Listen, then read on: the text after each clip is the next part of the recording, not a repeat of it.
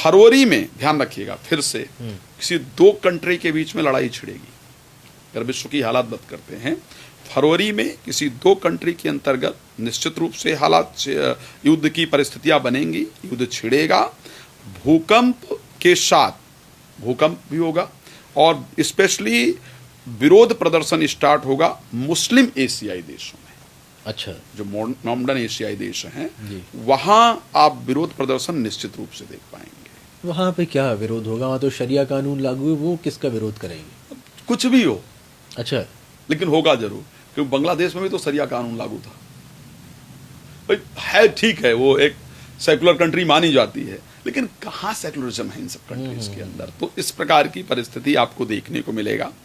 मार्च में America, Israel, Iran, Britain और बांग्लादेश और पाकिस्तान में हालात बहुत ज्यादा बिगड़ेंगे मार्च में। यस। आर्थिक या फिर राजनीतिक? राजनीतिक। अच्छा, इसमें यूएस भी शामिल होगा, अच्छा, इजराइल भी शामिल होगा और उसके साथ साथ ब्रिटेन, बांग्लादेश और पाकिस्तान भी होगा। और क्यों होंगे?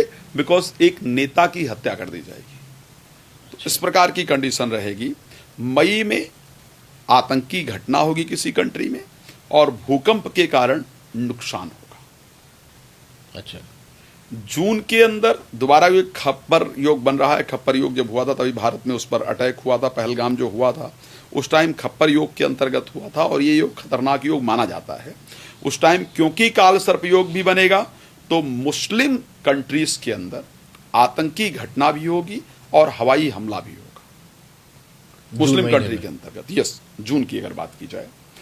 जुलाई में पाक, ईरान, गाजा, सीरिया, कतर में युद्ध भी होगा और युद्ध और हवाई हमला इत्यादि जो कतर जैसे देश में। यस।